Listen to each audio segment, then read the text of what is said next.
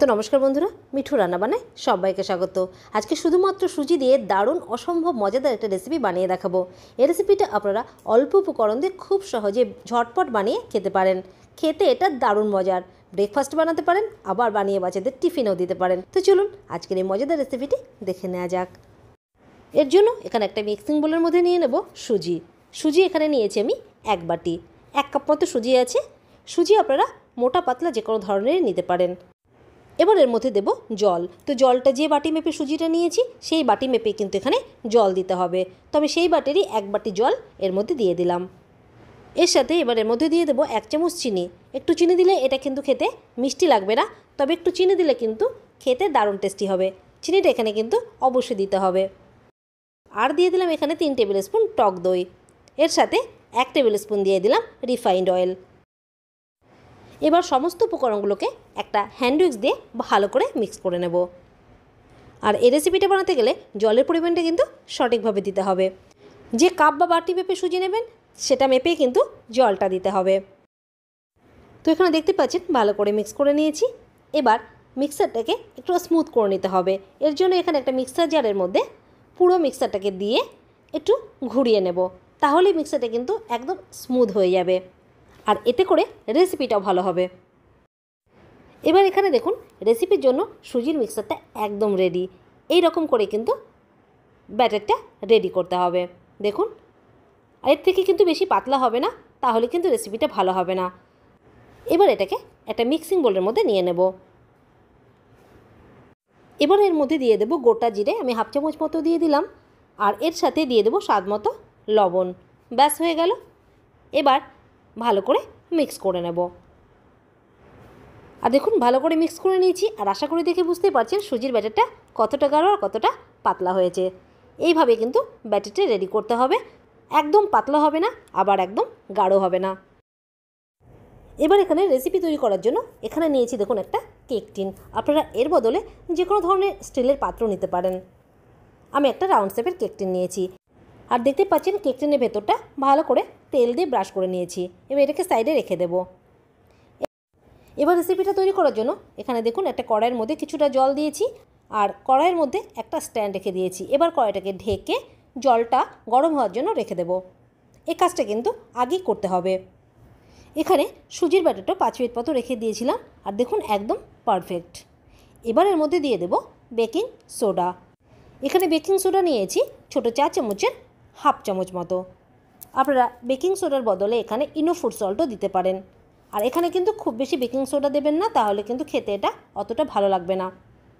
আর soda দেওয়ার পরে কিন্তু এটাকে ভালো করে মিক্স করতে হবে, যেন সুজির ব্যাটারের সাথে ভালোভাবে মিশে যায়। আর এখানে দেখতে পাচ্ছেন ভালো করে মিক্স করে নিয়েছি। আর রেসিপির জন্য ব্যাটারটা একদম রেডি। সুজি দিয়ে এই রেসিপিটা বানানো যেমন সহজ, খেতেও দারুণ টেস্টি। আর এটা কিন্তু ঝটপট তৈরি করে খেতে পারেন। ব্যাটারটা কেক টিনের মধ্যে দেওয়ার পরে হাত দিয়ে এভাবে একটু ট্যাপ করে নিতে হবে, তাহলে ভেতরে বাতাসটা বেরিয়ে যাবে আর ওপর থেকে কিন্তু সমানভাবে ছড়িয়ে যাবে। এবার যে জলটা বসিয়ে রেখেছিলাম সেই জলটা দেখুন ফুটে উঠেছে। এবার কেক টিনটাকে এর মধ্যে রেখে দেব। সাবধানে রাখতে হবে। এবার এর উপর দিয়ে হালকা করে একটু কাশ্মীরি লাল লঙ্কার গুঁড়ো ছিটিয়ে দিচ্ছি, তাহলে কিন্তু এটা উপর থেকে দেখতে খুব সুন্দর লাগবে। আপনারা চাইলে এখানে কিন্তু একটু হালকা করে লবণ এবং চাট মশলাও দিতে পারেন। এবার এটাকে ঢেকে রেখে দেব প্রায় 8 থেকে 10 মিনিট মতো। গ্যাসের ফ্লেমটা মিডিয়ামে রাখা আছে। তো 10 মিনিট মতো রেখে দিয়েছিলাম। এবার ঢাকনা খুলে দেখাচ্ছি, দেখুন কত সুন্দর ফুলে উঠেছে। এবার একটু চেক করে নিতে হবে। তো একটা টুথপিকের মধ্যে দিয়ে দেখে নিচ্ছি, দেখুন টুথপিকটা একদম পরিষ্কার, মানে ভালোভাবে স্টিম হয়ে গেছে। এবার এটাকে কড়াই থেকে নামিয়ে প্রথমে ভালো করে ঠান্ডা করে নিতে হবে। গরম অবস্থায় তোলা যাবে না, তাহলে কিন্তু টোটালি ভেঙে যাবে। তো আমি এটা ঠান্ডা হওয়ার জন্য রেখে দিলাম। আর দেখুন এখানে পুরোটা ঠান্ডা হয়ে গেছে। এবার আমি এটাকে বের করে নেব। তো একটা চাকু দিয়ে সাইড থেকে এভাবে একটু আলগা করে দিচ্ছি, তাহলে কিন্তু খুব সহজে বেরিয়ে আসবে। আর চাকু দিয়ে এভাবে একটু আলগা করে নেওয়ার পরে একটা প্লেটের উপরে চাপিয়ে এটাকে উল্টে এইভাবে ওপর থেকে একটু হাত দিয়ে বাড়ি দিলেই কিন্তু খুব সহজে বেরিয়ে আসবে। তো দেখুন এবার এটাকে চাকু দিয়ে পিস করে কেটে নেব। তো আমি এখানে 4টে টুকরো করে কেটে নিচ্ছি। আর দেখতেই পাচ্ছেন এখানে কতটা সফট হয়েছে দেখুন। আর এটা খেতে কিন্তু অনেকটা ব্রেডের মতো লাগবে, মানে এতটাই ভালো লাগবে আপনারা না বানিয়ে খেলে বিশ্বাসই করতে পারবেন না। আপনারা চাইলে এটা এভাবেও খেতে পারেন আপনার পছন্দের সস কিংবা চাটনি দিয়ে। তবে এটা খেতে যেন আরও একটু টেস্টি লাগে এর জন্য এখানে একটা তাওয়া গরম করে নিয়েছি। এর মধ্যে দিয়ে দেবো এবার 1 থেকে 1.5 চামচ মতো তেল। খুব বেশি তেল কিন্তু এখানটায় লাগবে না।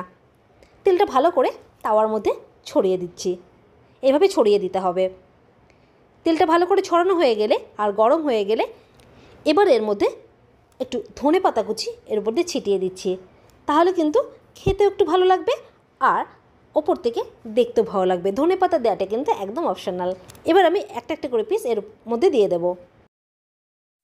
এবার 2 সাইড থেকে এটাকে একটু ভেজে নেব যেন ওপর থেকে খেতে এটা একটু মুচমুচে লাগে। তো এক সাইড ভাজা হয়ে গেছে দেখুন, দেখতেই পাচ্ছেন কত সুন্দর লাগছে দেখতে। এইভাবে কিন্তু ভেজে নিতে হবে। এবার এই সাইডটাও উল্টে দিয়ে ভেজে নেব। গ্যাসের ফ্লেমটা এখানে মিডিয়ামে রাখা আছে। আর দেখুন 2 সাইড থেকে এটাকে খুব সুন্দর করে ভেজে নিয়েছি, দেখতেই পাচ্ছেন। দুদিক থেকে এইভাবে ভাজা হয়ে গেলে এবার এটাকে গরম গরম সার্ভ করতে পারেন আপনার পছন্দের চাটনি কিংবা সস দিয়ে। আমি এখানে সসের সাথে সার্ভ করছি। তো আজকের রেসিপিটা ভালো লাগলে লাইক শেয়ার করে দেবেন আর চ্যানেলটিকে সাবস্ক্রাইব করা না থাকলে অবশ্যই সাবস্ক্রাইব করে রাখবেন এরকম নতুন নতুন সহজের মজার ভিডিও পেতে। আজ এই পর্যন্তই, আবার আসছি একটা নতুন রেসিপির সাথে। ভালো থাকবেন, সুস্থ থাকবেন, ধন্যবাদ।